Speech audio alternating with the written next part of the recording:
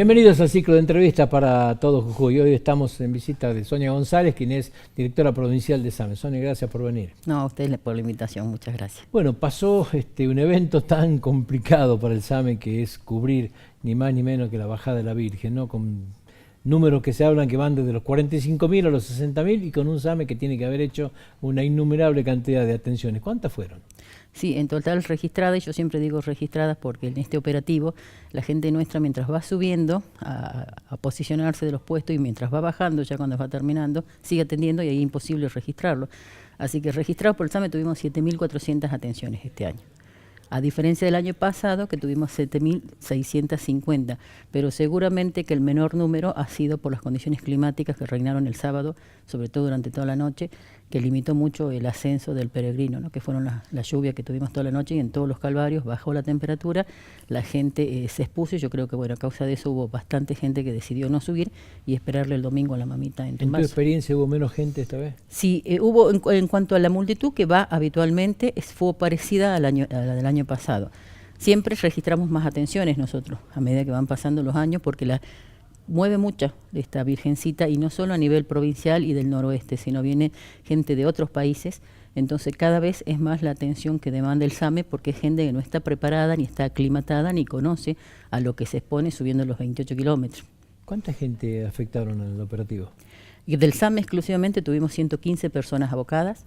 Después ha colaborado con nosotros el Hospital de Maimará, los diferentes hospitales cercanos y sobre todo ha trabajado gente a través del CESNOA, que es el Comité de Emergencia Sanitaria del NOA, que por convenio que nosotros tenemos con las provincias, ellos vienen a colaborar en los eventos multitudinarios. Así que tuvimos gente que vino del prehospitalario de Tucumán, de Salta, y tuvimos visitas internacionales. Este año nos visitaron gente del SAMU de Chile, de Antofagasta, y del SAMU de Francia. Así que en total, sumado toda esa gente, tuvimos 160 personas abocadas a la asistencia peregrina.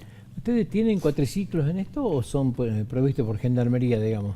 Gendarmería ya no trabaja con nosotros, en su momento sí ha trabajado. Nosotros tenemos 3 cuatriciclos, este año usamos 2. Y bueno, nosotros tenemos gente que colabora permanentemente con nosotros, que es la gente de manejo del fuego.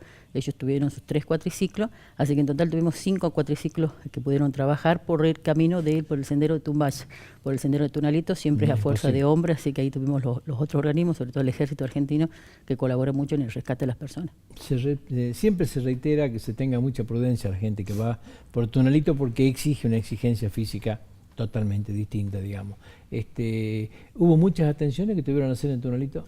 Sí, este año, ya el año pasado habíamos observado nosotros que estaba subiendo mucha gente por Tunalito.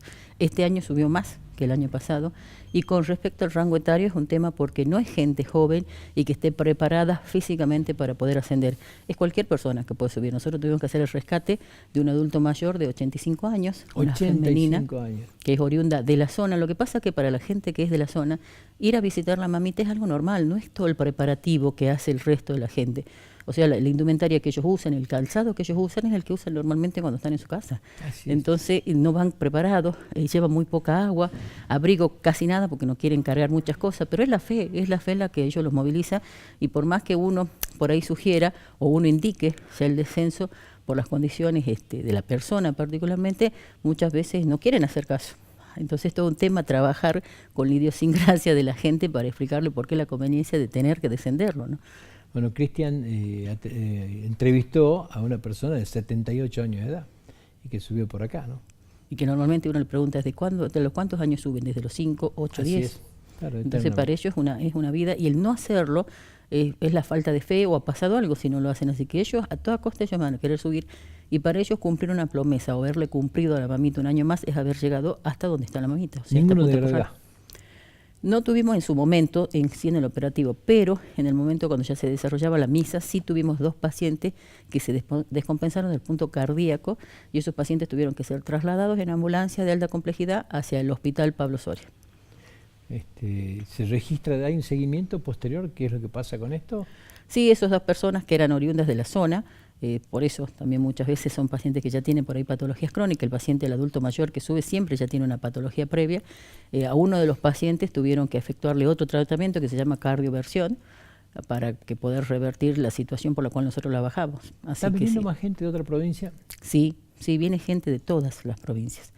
y es admirable realmente lo que moviliza esta gente. Nos decía la gente de Francia que ellos han quedado gratamente sorprendidos porque jamás en la vida se han imaginado un operativo así, porque no hay en el mundo este operativo, por las características, por la altura, el número de gente que trabaja, el número de gente que se asiste y los días de duración hacen que este operativo sea único en el mundo. Entonces, ¿cuándo empiezan a subir ustedes? Y nosotros empezamos el día 21, el miércoles 21, y nos quedamos hasta el domingo 25, que prácticamente muchas veces es lunes a la madrugada, pues nosotros tenemos que esperar que baje el mundo de gente que sube normalmente a esperar a la mamita. Así que empezamos, pero mucho antes, una semana antes, empezamos a llevar los insumos, porque no es que llevemos todo en el mismo momento que subimos, porque es imposible, encima la gente empieza a subir. ¿Cuántos campamentos hacen?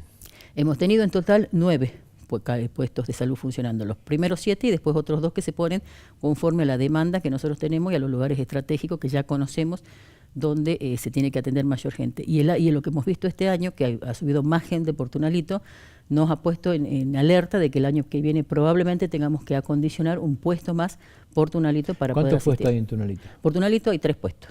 2 permanentes de que se inicia el operativo y 1 que trabaja el fin de semana, que nosotros lo llamamos Tunalito Alto. Es necesario poner un puesto más ahí para trabajar con la gente. Ahora, alguien que se complica en Tunalito, la única forma es bajarlo a mano.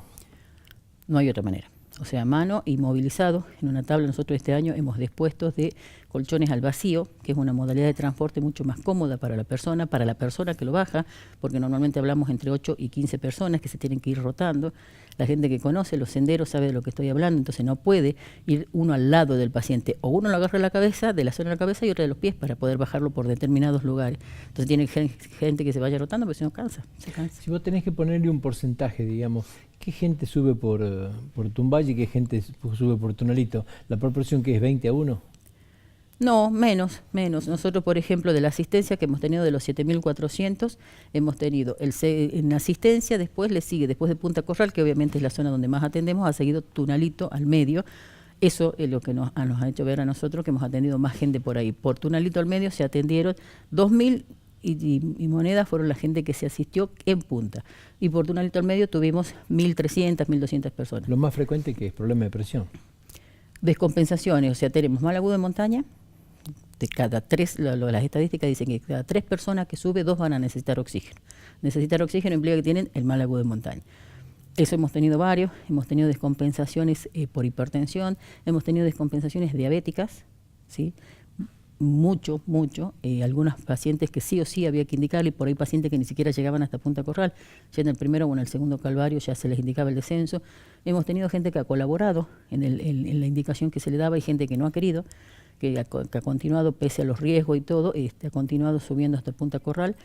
Así que es variado, digamos, la gente. La deshidratación debe ser también un elemento. Mucho, la deshidratación, el agotamiento físico, las patologías músculo-ligamentosa de los miembros inferiores y bueno, y después la patología propia, crónica de la persona añosa, ¿no? Y la persona que es atendida de estos 7.400, el de mal de altura, que una vez que es compensado con oxígeno, hay que bajarlo.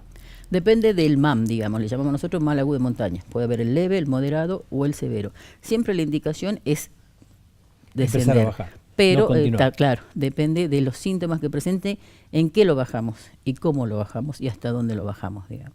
Gracias a Dios en mal agudo de montaña severo no hemos tenido, eso es paciente grave con alguna complicación, ya sea el edema cerebral o el edema pulmonar de altura, que son las complicaciones graves del MAN.